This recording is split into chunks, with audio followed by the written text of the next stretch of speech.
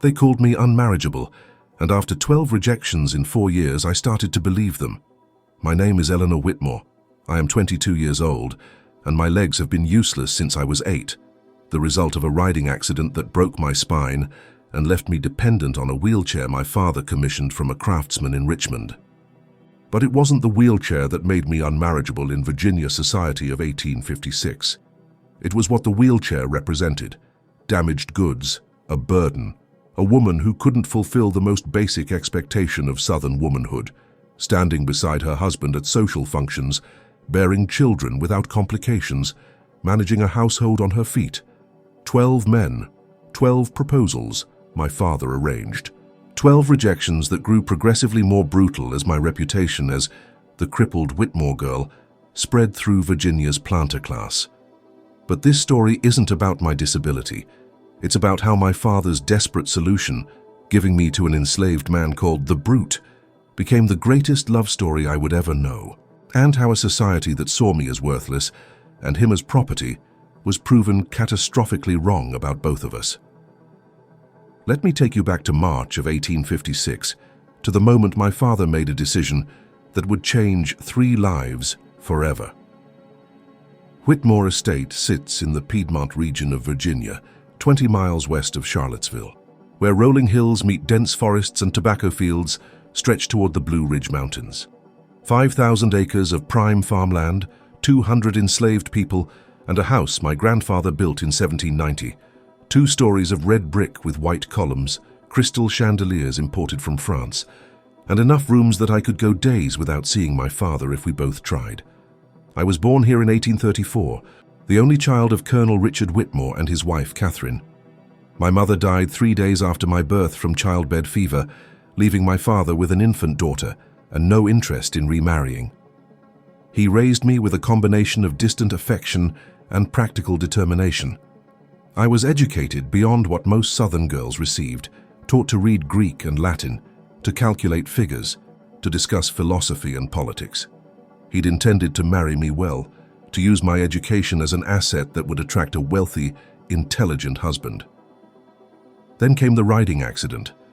I was 8 years old, riding a horse too spirited for my skill level, because I'd begged and my father had indulged me. The horse spooked at a snake, reared, and I fell. I landed on my back across a fallen log, and I heard something crack, not the log but my spine. The doctors came from Richmond and Philadelphia. They examined, conferred, and delivered their verdict. The damage was permanent. My legs would never work properly again. I might regain some sensation, some limited movement, but I would never walk normally, never run, never dance. I would need a wheelchair for the rest of my life. My father commissioned the finest wheelchair available: mahogany frame, leather seat, wheels that rolled smoothly on the polished floors of our house. He hired tutors to continue my education since I couldn't attend social functions as easily. He adapted our home: ramps where there were steps, wider doorways, a bedroom on the ground floor. But he couldn't adapt Virginia society. By age 14, when other girls my age were being courted at parties and picnics, I was home with my books. By 16, when my peers were getting engaged, I was watching through windows as life happened without me. By age 18, my father began his campaign to find me a husband. He was 51, in good health, but increasingly anxious about what would happen to me after his death. "You need protection," he told me.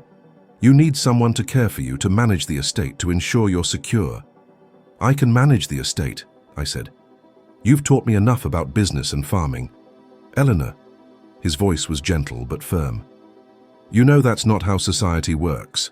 A woman alone especially." He gestured at my wheelchair. "You need a husband." The first proposal came from Thomas Aldrich, age 35, a tobacco planter from Lynchburg. My father invited him for dinner, presented me in the parlor, and I watched Thomas's eyes travel from my face to the wheelchair and then to the floor. "Miss Whitmore is educated," my father said. "She reads Greek, speaks French, manages household accounts with exceptional skill." "Colonel Whitmore," Thomas interrupted, "might I speak with you privately?" They left me in the parlor. I knew what was happening, could hear the low voices from the study, could imagine Thomas saying what every subsequent suitor would say in variations.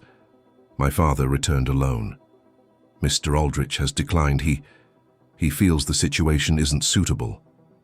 Because I can't walk. Eleanor, you can say it, Father. Because I'm crippled. Because I'm damaged. Because I'm useless. You are not useless. But his eyes said he understood the world disagreed. The second proposal came 3 months later. James Morrison, age 40, widower with 3 children. The conversation in my father's study lasted longer this time. I heard raised voices, heard my father arguing, but the result was the same. Morrison emerged and looked at me with something like pity. Miss Whitmore, you seem a lovely young woman, but my children need a mother who can manage them physically. I'm sorry. The third, fourth, and fifth proposals came throughout 1853 and 1854. Each rejection had its own flavor of cruelty. I need a wife who can stand beside me at social functions, not sit while others stand. The wedding would be embarrassing. How would she process down the aisle? I've heard she can't have children. What's the point of marriage? That last rumor was particularly insidious. Some doctor had speculated, without examining me, that my spinal injury might affect my ability to bear children. The rumor spread like wildfire through Virginia society, and suddenly, I wasn't just disabled. I was also infertile. I tried to correct it. The doctors in Philadelphia said my reproductive system is fine, that the injury doesn't affect, but reputations don't care about facts. Once labeled unable to bear children, I might as well have been labeled plague carrier. By 1855, my father's attempts had become desperate. He approached men from other states, North Carolina, Maryland, Kentucky. He lowered his standards for wealth and social standing. He offered increasingly generous dowries. The answer was always no. Rejection 9 came in January 1856 from a man named William Foster, who my father had met through business connections. Foster was 50 years old, portly, twice widowed, with a reputation for drinking.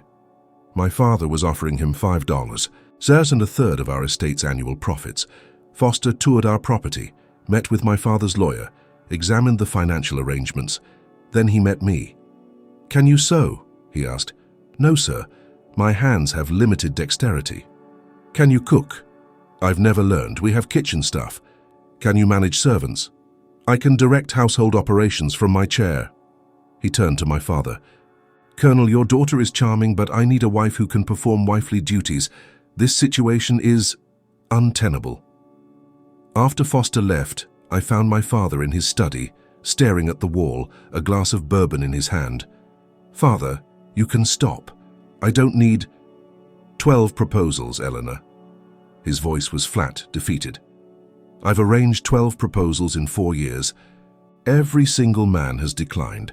Some politely, some brutally, but all with the same message. You're not worth marrying." The words hit like physical blows. "Then I won't marry. I'll stay here. I'll help you manage. I'm 55 years old. I could die tomorrow or live 20 more years, but either way I'll die eventually. And when I do, what happens to you?" He finally looked at me. "Our male relatives will inherit this estate. Do you think your cousin Robert will let you stay? He'll sell this place and give you some pittance to live on in a boarding house somewhere, dependent on his charity." "Then leave me the estate in your will." "I can't. Virginia law doesn't allow it. Women can't inherit property independently, especially not unmarried women, and especially not." He gestured at my wheelchair, unable or unwilling to finish the sentence. I felt tears burning but refused to cry. "Then what do you suggest?" He took a long drink. "I don't know, but I have to figure something out, because I will not leave you unprotected." That was in February 1856. 4 weeks later, my father called me to his study and told me about his solution, a solution so radical, so shocking, so completely outside social norms that I was certain I'd misheard him. "I'm giving you to Josiah," he said. "He'll be your husband." I stared at him. "Josiah, the blacksmith?" "Yes." "The enslaved blacksmith?" "Yes." "Father, you cannot be serious." "I'm completely serious." He stood and paced, the way he did when making difficult decisions. "Eleanor, no white man will marry you. That's the reality we face. But you need protection. You need someone strong enough to carry you, capable enough to manage physical tasks you can't do, loyal enough to care for you when I'm gone. And you think an enslaved man?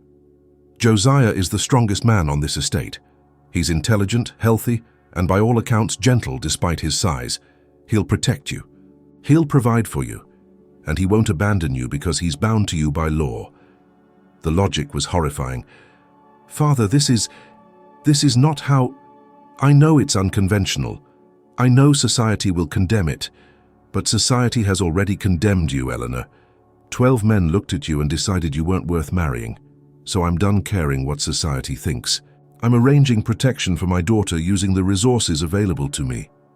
You're treating me like property, giving me to a slave as if I'm furniture. I'm ensuring you survive. His voice rose, then fell.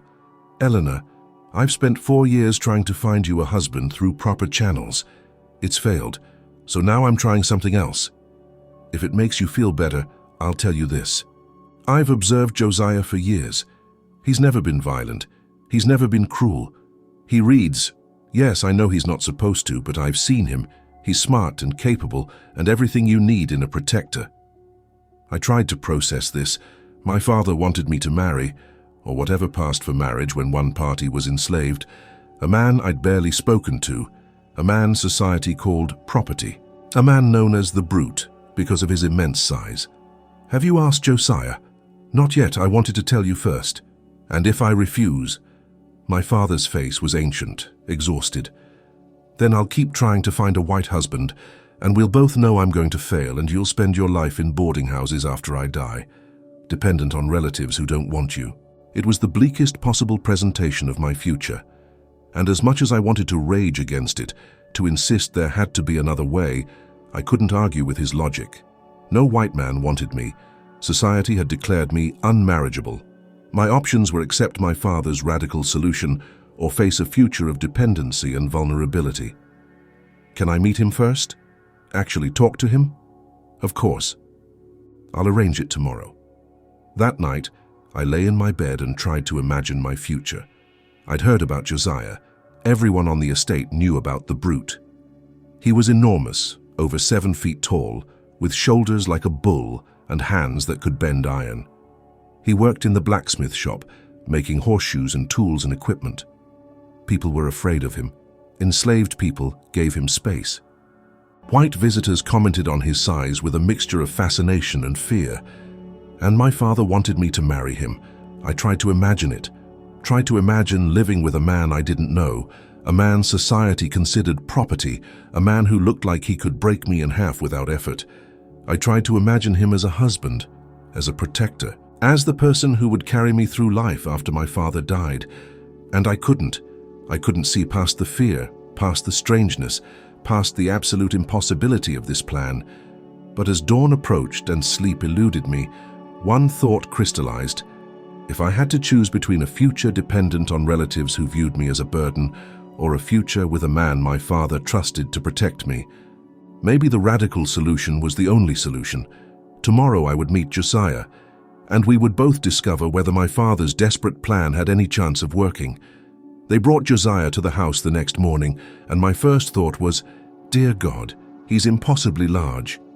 I was in the parlor, positioned by the window in my wheelchair, when I heard heavy footsteps in the hall. My father entered first, followed by a figure that had to duck, to fit through the doorway. Josiah was 7 feet tall if he was an inch, with shoulders that barely cleared the doorframe's width. He weighed at least 300 pounds, all of it muscle from years of blacksmith work. His hands were enormous, scarred from forge burns, capable of bending iron bars. His face was dark, weathered with a thick beard and eyes that darted nervously around the room, never settling on me. He wore work clothes, rough cotton shirt and pants, both strained by his size. He stood with his hands clasped in front of him, head slightly bowed in the posture of an enslaved person in a white person's house. The Brute was an accurate nickname. He looked like he could tear the house apart with his bare hands. My father cleared his throat. Josiah, this is my daughter Eleanor. Josiah's eyes flicked to me for half a second, then back to the floor. Yes, sir. His voice was surprisingly soft for such a large man, deep but quiet, almost gentle. Eleanor, my father continued, I've explained the situation to Josiah. He understands that he'll be responsible for your care and protection. I found my voice, though it trembled. Josiah, do you understand what my father is proposing? Another quick glance at me, then back down. Yes, miss. I'm to be your husband, to protect you, to help you. And you've agreed to this? Now he looked confused, as if the concept of his agreement mattering was foreign. The colonel said I should, miss. But do you want to? The question seemed to startle him. His eyes met mine for the first time, dark brown, surprisingly gentle for such a fearsome face. I don't know what I want, miss. I'm a slave. What I want doesn't usually matter. The honesty was brutal and fair. My father interceded. Eleanor, perhaps you and Josiah should speak privately. I'll be in my study if you need me. He left, closing the door behind him, leaving me alone with a 7-foot enslaved man who supposedly would become my husband. Silence stretched between us. Josiah stood frozen, clearly uncertain what to do. I was equally uncertain. What did you say to someone you'd been given to like property? Would you like to sit? I gestured to the chair across from me. He looked at the chair, a delicate piece with curved legs and embroidered cushions, then at his massive frame. I don't think that chair would hold me, miss. The sofa, then. He sat carefully on the edge of the sofa, which creaked under his weight but held. Even sitting, he was taller than most standing men. His hands rested on his knees, and I couldn't help staring at them. Each finger was like a small club, scarred and calloused, capable of crushing stone. Are you afraid of me, miss? His voice was quiet. Should I be? No, miss. I would never hurt you. I swear that. They call you the brute, he flinched. Yes, miss, because of my size, because I look frightening. But I'm not brutal. I've never hurt anyone. Not on purpose. But you could. If you wanted to. I could. He met my eyes again. But I wouldn't. Not you. Not anyone who didn't deserve it. There was something in his eyes, a sadness, a resignation, a gentleness that didn't match his appearance. I made a decision. Josiah, I want to be honest with you. I don't want this any more than you probably do. I don't know you. You don't know me. My father is arranging this because he's desperate and I'm unmarriageable, and he thinks you're the only solution. But if we're going to do this, if we're going to live together, work together, whatever this arrangement becomes, I need to know. Are you dangerous? No, miss. Are you cruel? No, miss. Are you going to hurt me? Never, miss. I promise on everything I hold sacred, I will never hurt you. The earnestness in his voice was undeniable. He believed what he was saying. Then I have another question. Can you read? The question clearly surprised him. His eyes widened, a flash of fear crossing his face. Why? Why do you ask? Because my father mentioned it. He said he'd seen you reading. Is that true? Josiah was silent for a long moment. Reading was illegal for enslaved people in Virginia. Teaching an enslaved person to read could result in punishment for both teacher and student. Admitting literacy was risky. Finally, he said quietly, Yes, miss. I can read. I taught myself when I was younger. I know it's not allowed, but I couldn't stop myself. Books are. He struggled for words. They're doorways. To places I'll never go. To thoughts I'd never have otherwise. What do you read? Whatever I can find, miss. Old newspapers mostly. Sometimes books I borrow from other slaves who found them. I read slowly. I didn't learn properly, but I read. Have you read Shakespeare? He looked startled again. Yes, miss. There's an old copy in the library that no one ever touches. I've read it at night when everyone's asleep. Which plays?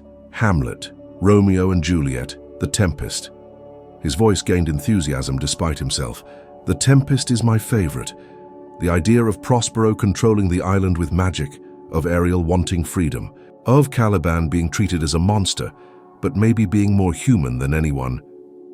He stopped abruptly, as if remembering where he was. Sorry, miss. I'm talking too much. No. I was smiling, genuinely smiling for the first time in this bizarre conversation. Keep talking. Tell me about Caliban. And something extraordinary happened. Josiah, the massive enslaved man called the Brute, began discussing Shakespeare with intelligence and insight that would have impressed university professors. Caliban is called a monster, but Shakespeare shows us he's been enslaved, his island stolen, his mother's magic dismissed as witchcraft. Prospero calls him savage, but Prospero is the one who came to the island and claimed ownership of everything, including Caliban himself. So who's really the monster? I was fascinated. You see Caliban as sympathetic. I see Caliban as human, treated as less than human, but human nonetheless. Like... He trailed off. Like enslaved people, I finished. Yes, miss. We talked for 2 hours, about Shakespeare, about books, about philosophy and ideas. Josiah was largely self-educated, his knowledge patchy and informal, but his mind was sharp and his hunger for knowledge obvious, and as we talked, my fear began to dissolve. This man wasn't a brute. He was intelligent, gentle, thoughtful, trapped in a body that society looked at and saw only a monster. Finally, as the conversation wound down, I said, Josiah, if we do this, if we become whatever my father wants us to become, I want you to know something. I don't think you're a brute. I don't think you're a monster. I think you're a person who's been forced into an impossible situation, just like me. His eyes were suddenly wet. Thank you, miss.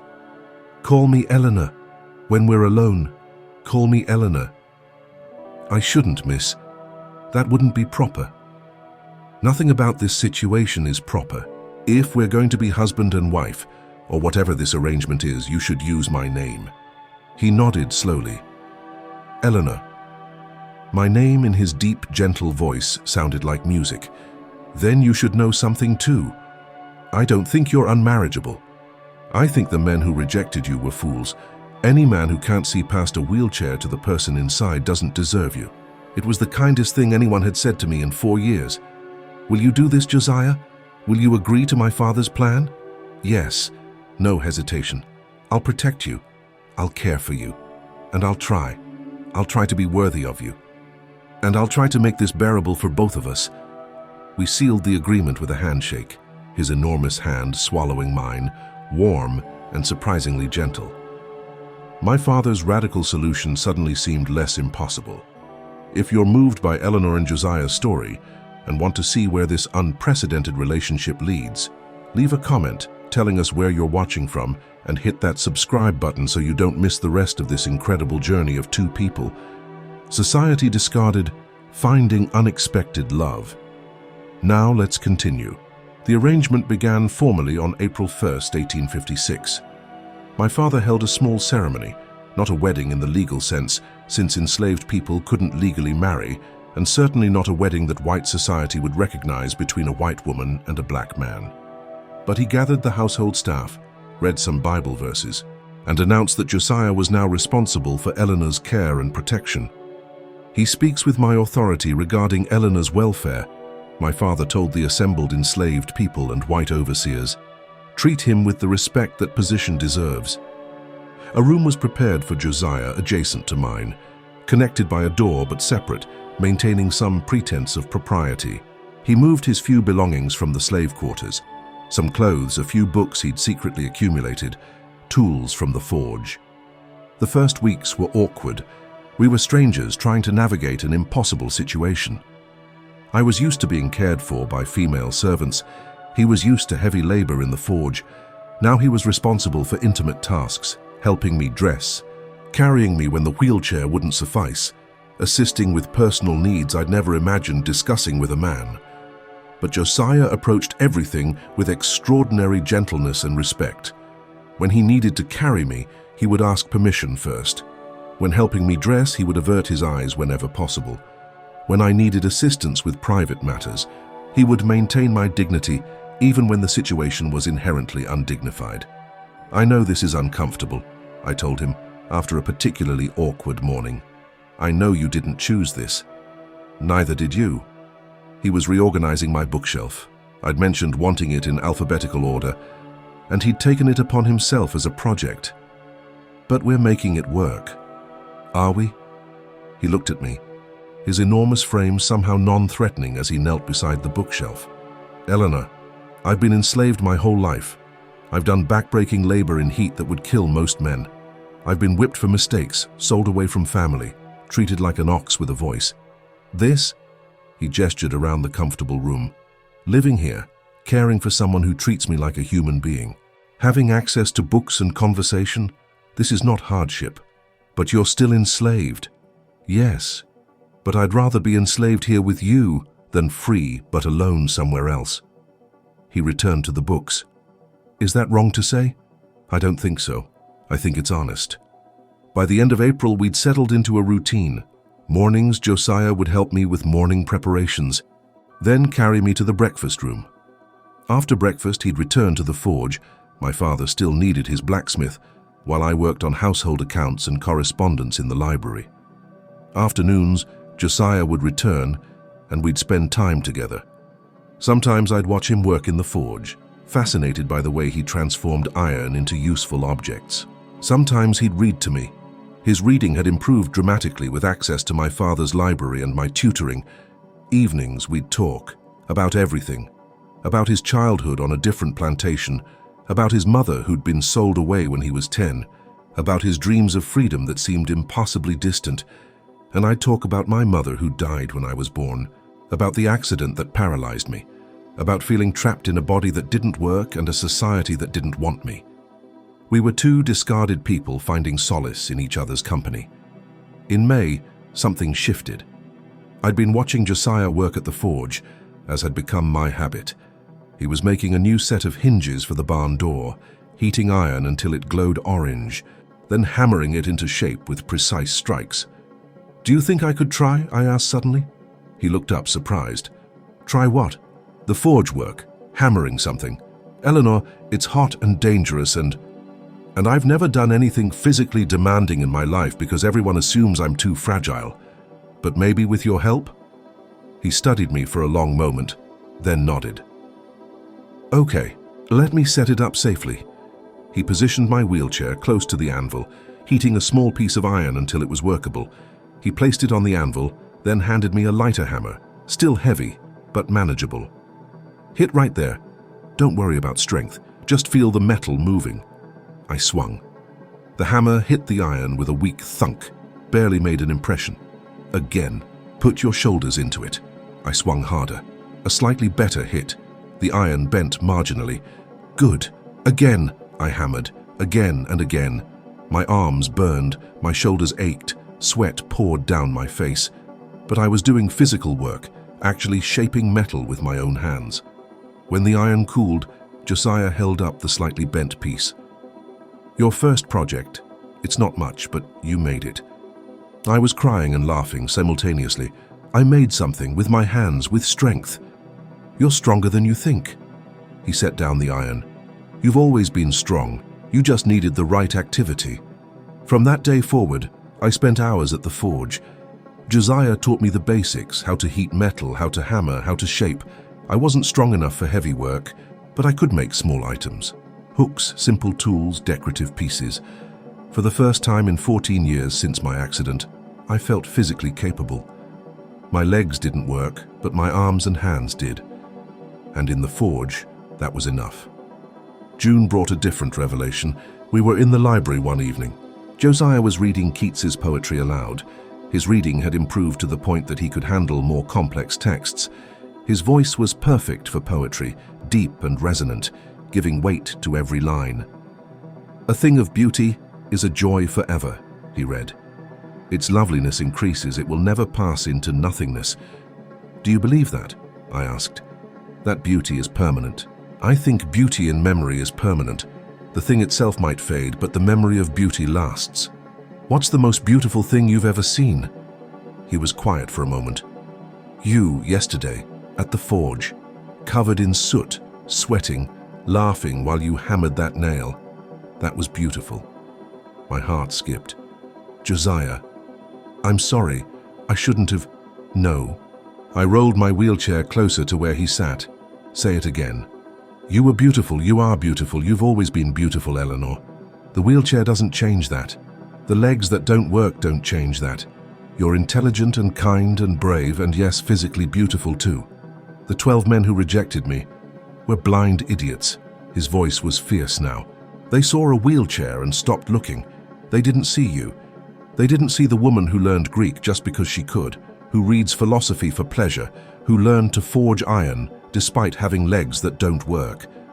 They didn't see any of that because they didn't want to see it." I reached out and took his hand, his enormous, scarred hand that could bend iron but held mine like it was made of glass. "Do you see me, Josiah? Yes, I see all of you, and you're the most beautiful person I've ever known. I think I'm falling in love with you." The words hung in the air between us, dangerous words, impossible words. A white woman and an enslaved black man in Virginia in 1856, there was no space in society for what I was feeling. "Eleanor," he said carefully, "you can't. We can't. If anyone knew, they'd what? We're already living together. My father already gave me to you. What's the difference if I love you? The difference is safety. Your safety, my safety. If people think this arrangement is affection rather than obligation, I don't care what people think." I cupped his face with my hand, had to reach up to do it. His face was so far above mine even when he was sitting. "I care what I feel, and I feel love. For the first time in my life, I feel like someone sees me, really sees me, not the wheelchair, not the disability, not the burden. You see Eleanor, and I see Josiah, not the slave, not the brute. The man who reads poetry and makes beautiful things from iron and treats me with more kindness than any free man ever has. If your father knew..." "My father arranged this. He put us together. Whatever happens is partially his responsibility." I leaned forward. "Josiah, I understand if you don't feel the same. I understand this is complicated and dangerous, and maybe I'm just lonely and confused, but I needed to tell you." He was quiet for so long I thought I'd ruined everything. Then, "I've loved you since the first real conversation we had. When you asked me about Shakespeare and actually listened to my answer. When you treated me like my thoughts mattered, I've loved you every day since, Eleanor. I just never thought I could say it. Say it now. I love you." We kissed. My first kiss at age 22, with a man society said shouldn't exist to me, in a library surrounded by books that would condemn what we were doing. It was perfect. For 5 months, Josiah and I lived in a bubble of stolen happiness. We were careful, never showing affection in public, maintaining the facade of dutiful ward and assigned protector. But in private, we were simply two people in love. My father either didn't notice or chose not to notice. He saw that I was happier, that Josiah was attentive, that the arrangement was working. He asked no questions about the amount of time we spent alone together, the way Josiah looked at me, the way I smiled around him. We built a life together in those 5 months. I continued learning forge work, creating increasingly complex pieces with Josiah's guidance. He continued reading, devouring books from the library, his understanding of literature and philosophy deepening daily. We talked endlessly, about everything and nothing, about dreams of a world where we could be together openly, about the impossibility of those dreams, about finding joy in the present despite the uncertain future. And yes, we became intimate. I won't detail what happens between two people in love, but I'll say this. Josiah approached physical intimacy the same way he approached everything with me, with extraordinary gentleness, with concern for my comfort, with reverence that made me feel cherished rather than used. By October, we'd created our own world inside the impossible space society had forced us into. We were happy in ways neither of us had imagined possible. Then my father discovered the truth. It was December 15th, 1856. Josiah and I were in the library, lost in each other, kissing with the freedom of people who thought they were alone. We didn't hear my father's footsteps, didn't hear the door opening. "Eleanor?" His voice was ice. We sprang apart, guilty, caught, terrified. My father stood in the doorway, his face a mixture of shock, anger, and something else I couldn't read. "Father, I can explain. You're in love with him." Not a question, an accusation. Josiah immediately dropped to his knees. Sir, please, this is my fault. I should never have... Be quiet, Josiah. My father's voice was dangerously calm. He looked at me. Eleanor, is this true? Are you in love with this slave? I could have lied, could have claimed Josiah forced himself on me, that I was a victim. It would have saved me and condemned Josiah to torture and death. I couldn't do it. Yes, I love him, and he loves me. And before you threaten him, know that this was mutual. I initiated our first kiss. I pursued this relationship. If you're going to punish someone, punish me. My father's face went through a series of expressions: rage, disbelief, confusion. Finally, Josiah, go to your room now. Don't leave it until I send for you. Sir, now. Josiah left, casting one anguished look back at me. The door closed, leaving me alone with my father. Do you understand what you've done? He asked quietly. I've fallen in love with a good man who treats me with respect and kindness. You've fallen in love with property, with a slave. Eleanor, if this becomes known, you'll be ruined beyond redemption. They'll say you're mad, defective, perverted. They already say I'm damaged and unmarriageable. What's the difference? The difference is protection. I gave you to Josiah to protect you, not for this. Then you shouldn't have put us together. You shouldn't have given me to someone intelligent and kind and gentle if you didn't want me to fall in love with him. We were both shouting now, years of frustration pouring out. I wanted you safe, not scandalous. I am safe. Safer than I've ever been. Josiah would die before letting anyone hurt me. And what happens when I die? When the estate passes to your cousin? Do you think Robert will let you keep an enslaved husband? He'll sell Josiah the day I'm buried and install you in some institution. Then free him, free Josiah. Let us leave. We'll go north. The north isn't some promised land, Eleanor. A white woman with a black man, former slave or not, will face prejudice everywhere. You think your life is hard now. Try living as an interracial couple. I don't care. Well, I do. I'm your father, and I've spent your entire life trying to protect you. And I will not watch you throw yourself into a situation that will destroy you. Being without Josiah will destroy me. Don't you understand? For the first time in my life, I'm happy, I'm loved, I'm valued for who I am rather than what I can't do. And you want to take that away because society says it's wrong? My father sank into a chair, suddenly looking every one of his 56 years. What do you want me to do, Eleanor? Bless this, accept it? I want you to understand that I love him, that he loves me, and that whatever you do, that won't change. Silence stretched between us. Outside, December wind rattled the windows. Somewhere in the house, Josiah was waiting to learn his fate. Finally, my father spoke. I could sell him. Send him to the deep south. Make sure you never see him again. My blood ran cold. Father, please, let me finish. He looked at me with exhausted eyes. I could sell him. That would be the proper solution. Separate you. Pretend this never happened. Find you another arrangement. Please don't, but I won't. He held up a hand. I won't because I've watched you these past 9 months. I've seen you smile more in 9 months with Josiah than in the previous 14 years. I've seen you become confident, capable, happy. And I've seen how he looks at you, like you're the most precious thing in the world. Hope flickered in my chest. Father? I don't understand this. I don't like it. It goes against everything I was raised to believe, but... He rubbed his face. But you're right. I put you together. I created this situation. And denying that you'd form a genuine bond was naive. So what are you saying? I'm saying I need time to think, to figure out a solution that doesn't end with either of you miserable or destroyed. He stood. But Eleanor, you need to understand, if this relationship continues, there's no place for it in Virginia, in the South, maybe not anywhere. Are you prepared for that reality? If it means being with Josiah, yes. He nodded slowly. Then I'll find a way. I don't know what yet, but I'll find a way. He left me in the library, my heart pounding, hope and fear warring inside me. Josiah was summoned back an hour later.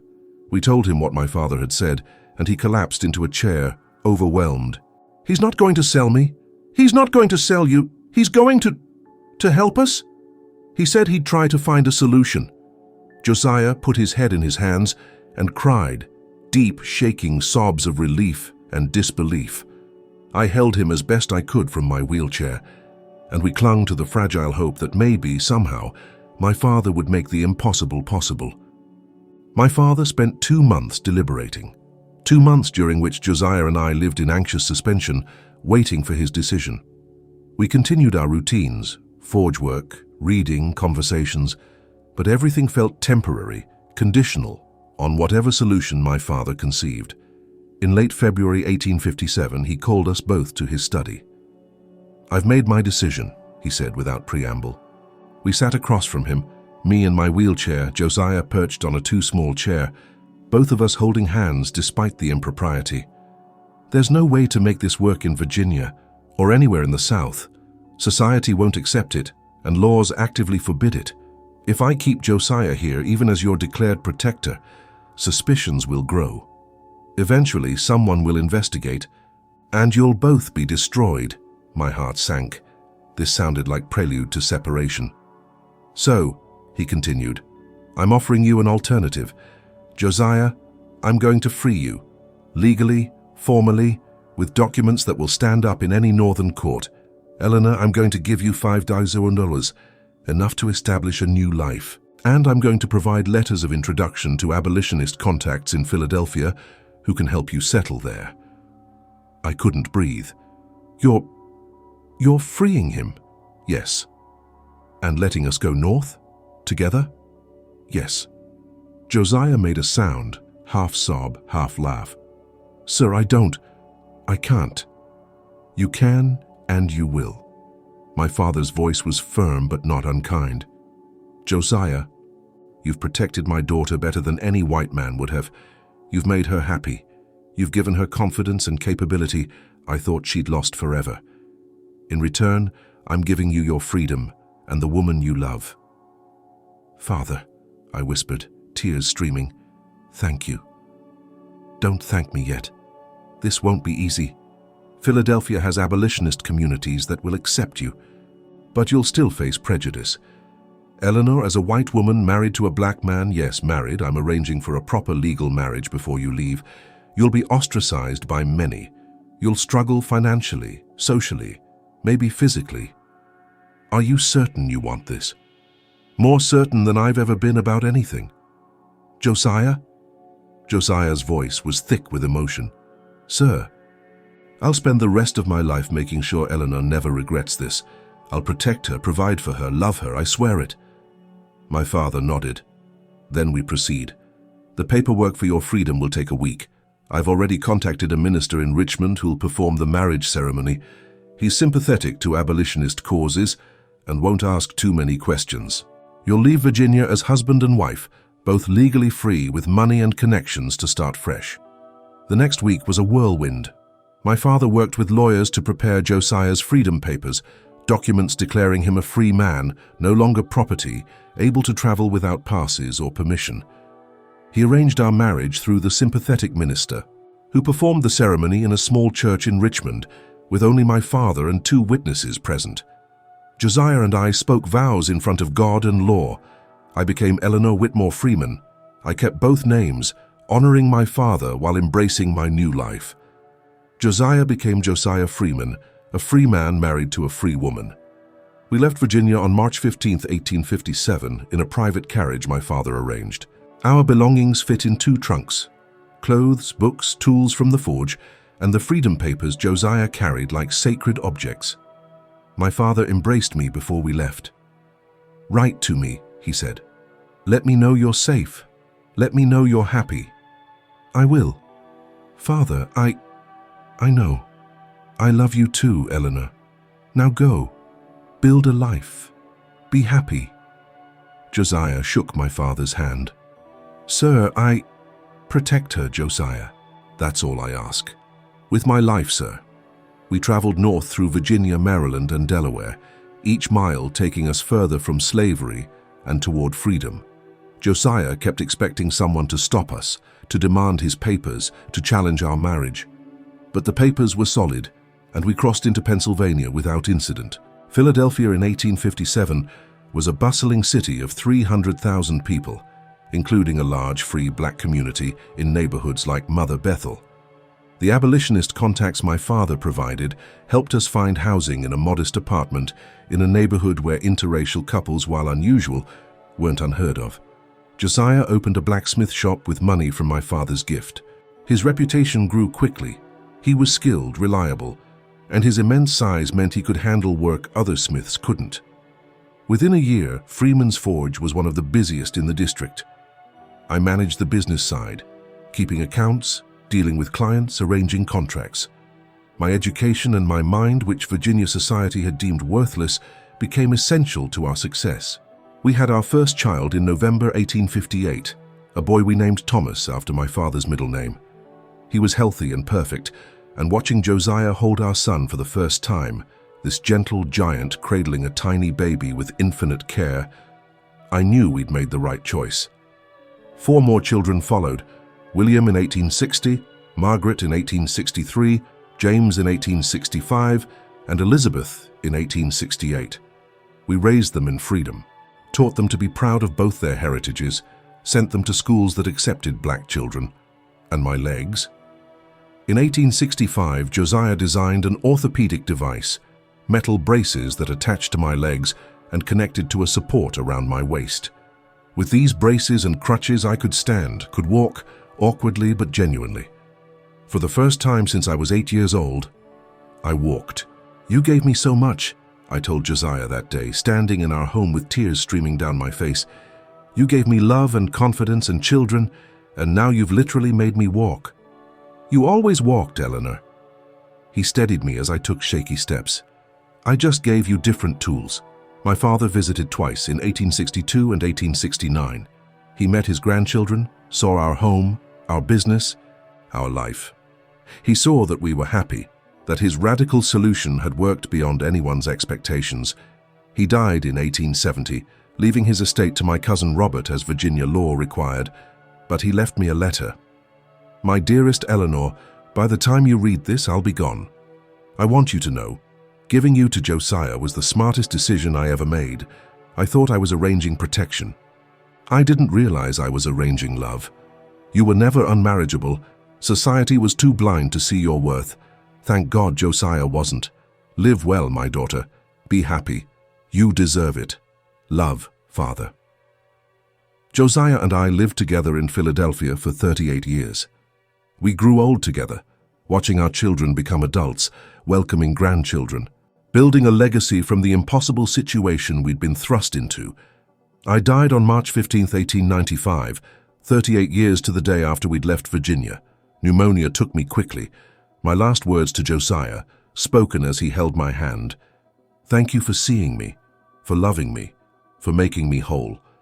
Josiah died the next day, March 16, 1895.